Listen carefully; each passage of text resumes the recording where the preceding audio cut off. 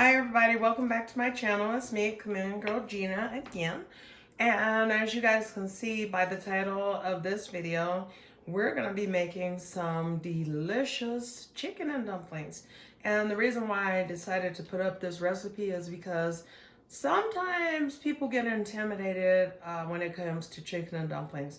Other people understand that it's just a very simple recipe, but I have went a step further to make this simple recipe even more simple so that everybody can be able to enjoy this delicious treat. So let's go ahead and get started. Now for this recipe, we have started with a whole chicken, and this chicken is about 5 or 6 pounds, right?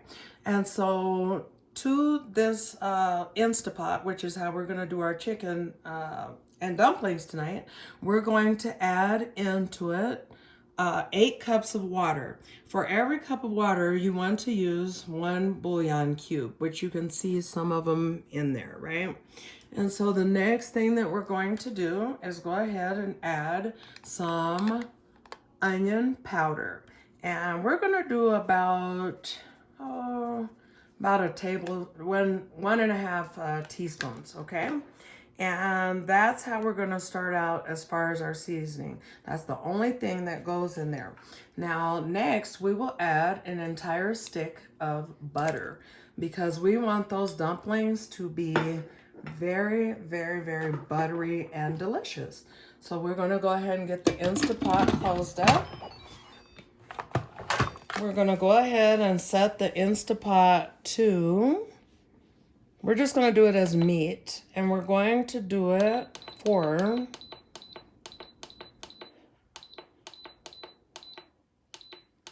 1 hour. And so we'll just wait for that to come on, which it will automatically do in a few seconds. One thing I like about the Instapot, and as you guys can see, is in the on position, and that is all that we need to do for now. So one thing I like to do when it comes to the Instapot is a natural release. So instead of us, like letting the air out with the valve that's on top, we're just going to let it sit after it turns off for an additional 15 minutes. So let's go ahead and do that, and then we'll come back and make the dumplings and drop them in. Okay guys, so now what we're gonna do is take a look. This is all of it's some fat from the chicken that I had put in my Instapot. And remember, I put 8 cups of water, but it actually ended up cooking down to where it was probably about 4 cups left. So I went in ahead and I added about 4 more cups. So this would be at least 8 cups. Actually, I added more than that because I think I added 6 additional cups. But in the meantime, what I want us to do after we just see what's in here. Oh, and guys, it's some 1 can of cream of chicken soup. I also added to that. Any brand is fine, and the cream of chicken is optional. I think that's why I didn't show myself putting it in there. So we're gonna move on over here. Now over here, this is a little bit of Bisquick. This is about, this is 5 cups, okay? And this is just based on, so that's a teaspoon of salt we're gonna add. Now, 5 cups is based on how many I feel that I need, but if you're making less, then go ahead and do that. And so anyway, the first thing that we wanna do with this is, like I said, add the salt, get it stirred. And there's no need to add any baking soda or really anything else to this. Now I just added a little salt. That's to my taste. If you know you like no sodium or low sodium, then you know what you like, guys. So anyway, then I'm gonna make a little reservoir right here, and I'm gonna add a little cooking oil. So we're gonna say 1/4 cup because we want these to be light and tender but moist on the inside. We don't just want the moisture on the outside and then a dry dumpling, okay? All right, yeah, we're just gonna go ahead and, this is the important part to me, it is, because we're just kind of making sure it gets moist, okay? We're not going to over stir or anything. Once it gets moist to our liking, then what we're going to do at that time is just fold it a little bit, okay? So far I've done 1.5 cups milk, we'll say. And I'm going slow. I know I need a lot more milk than that, but we're just going to move slow on the adding. Because you could add anything. You could add up with your seasoning, but you cannot take it away. You could add up with your milk or whatever you're making, but, you know, just take your time. You cannot take it away. So as we can see it getting moist, then we're going to go ahead and we're going to add to this 3/4 cup milk.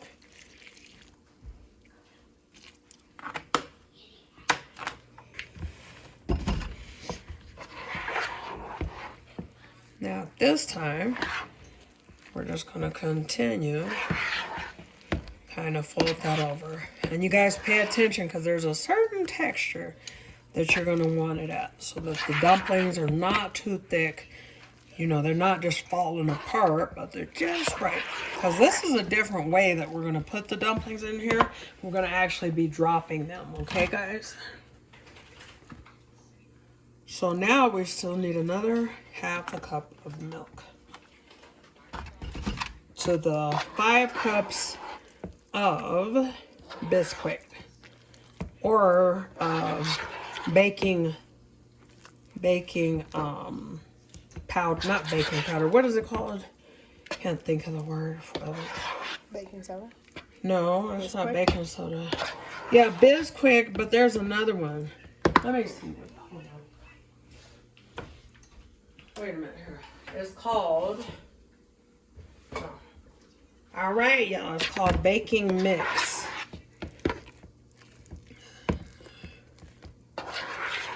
So now looking like we're about ready. So we want to smooth just slightly because you don't need it to be like making it perfect. Because you'll find your dumplings will be tough. And we still need about that much milk, which is 1/4 more. So I hope you guys are paying attention to how much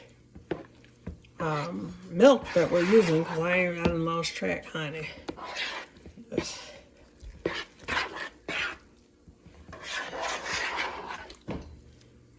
So we want them to be the even amount of moisture. So you're gonna kind of stir, but you don't want to, you know, just like I said, you can overwork it, and then your dumplings will be so nice and tough for you. So now, guys, we are ready to begin dropping. You heard me, guys, dropping our dumplings. So we're not rolling them, or they're not gonna be puffy, but they're gonna be perfectly delicious. And you guys can see, I haven't added my chicken back after it's been deboned. I did not do that yet for a certain reason, okay? So we're gonna go ahead and begin to drop these dumplings.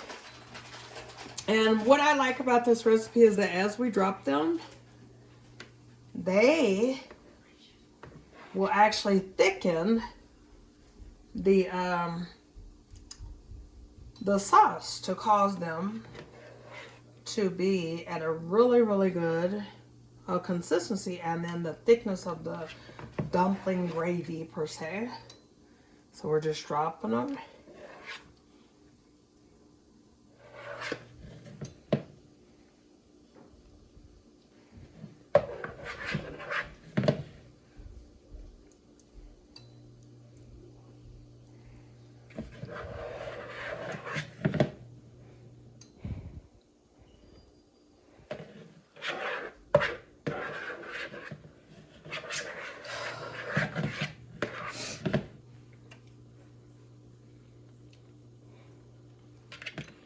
Okay, so now we're just gonna give this a little, I broke one of my dumplings. You gotta be really gentle. And as you guys can see, that's just nice and thick. The dumplings are fluffy. Just carefully kind of put that in there. And the reason why I don't really like to put it in a lot earlier is because the chicken is already tender and we don't want it to be like shredded into our dumplings. So anyway, see how creamy those are? The sauce that made, or like the dumpling-ish gravy. Let's kind of fold that in there. Now we're gonna top this off with the little paprika. And in this whole recipe, there wasn't a need for any, what am I trying to say? Accent. No accent was used in this recipe. And so then anyway, a little bit of black ground pepper. So we want a nice amount of that.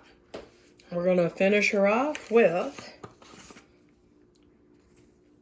some parsley flakes. You could use real parsley, but at this time I'm going to use some dried parsley.